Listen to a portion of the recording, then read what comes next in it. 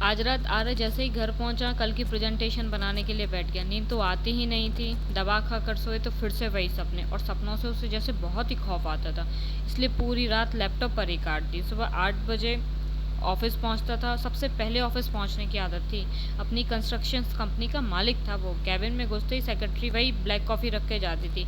उसी कारण सेक्रेटरी को और प्यून को तो उससे पहले ही पहुंचना होता था। ये उनके घर का अलग ही मैटर था। पूरे दिन बस वही ब्लैक कॉफ़ी कॉफ़ी। लंच याद आए तो ठीक है, वरना कर लिया तो कर लिया, नहीं तो कोई बात नहीं। 11 बजे की मीटिंग थी। क्लाइंट का 200 करोड़ का बहुत ही इंपॉर्टेंट प्रोजेक्ट था। आर ने 3 घंटे की प्रेजेंटेशन को बड़ी मेहनत से 20 मिनट में ख़त्म कर दिया, एकदम टू द पॉइंट बात करके। ना कोई फालतू बात, ना मुस्कान, एकदम टू द पॉइंट। वही मखसूस शांत चेहरा। मीटिंग खत्म होती पूरी मीटिंग रूम तालियों से गूंज उठा। क्लाइंट बोला, मिस्टर आर्य आप जीनियस हैं। आर्य ने बस सिर हिलाने में इत्तेफाक किया और ठंडे लहजे में बोला, थैंक यू, इसमें मेरी टीम का भी पूरा योगदान है। मीटिंग खत्म हो गई। डील फाइनल हो गई थी। प्रोजेक्ट उसको ही मिला था। डील साइन होते ही वो अपने कैबिन की तरफ बढ़ गया। कैबिन में आकर शीशे के सामने खड़ा होकर जैसे अपने माजी में खो गया हो, जैसे अपने अतीत में खो गया हो। टाई ढीली की आईने में देखने लगा। वही खाली आंखें, थका हुआ चेहरा जिस पर ना कोई खुशी थी ना गर्व था, जैसे कुछ हुआ ही ना हो, जैसे ये उसका रोज का काम हो।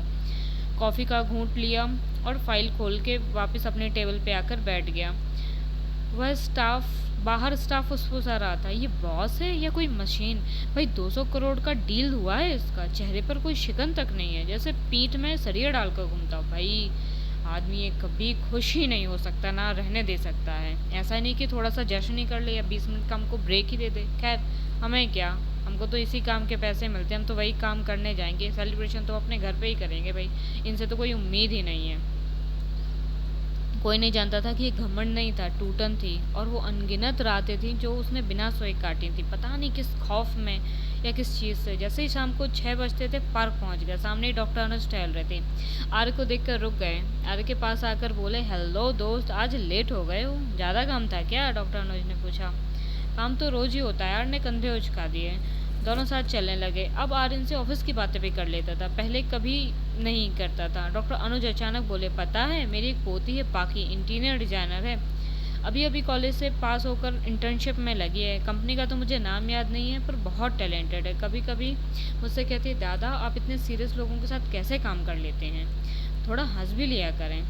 आर्य, जो पाखी का जिक्र सुनते ही डॉक्टर अनुज को देख रहा था, उनके जिक्र पर जैसे इनकी आंखों में चमक आ जाती है। इनके लहजे में अपनी पोती के लिए बेपनाह प्यार और मान देखने लायक होता था। ये सुनकर आर्य हल्का सा मुस्कुरा दिया। पहली बार वो मुस्कान बस 1 सेकंड की ही थी, पर थी। डॉक्टर अनुज ने नोटिस कर लिया था और धीरे से बोले, आज तुम हंसे हो यंग मैन, बॉस होकर भी इंसान से लग रहे हो आज।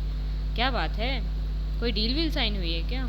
वो तो रोज ही होता है। आर्य ने हंसने की बात पर नजरें चुरा ली और बात पलट दी। मन में बस यही है, बाकी कितनी लकी है, कितने प्यार करने वाला परिवार मिला है। काश, खैर, काश वाली चाहत। कभी कभी हमें बड़ी बड़ी कामयाबी भी खुशी नहीं देती, और छोटी से छोटी बात भी आर्य जैसे इंसान को मुस्कुराने पर विवश कर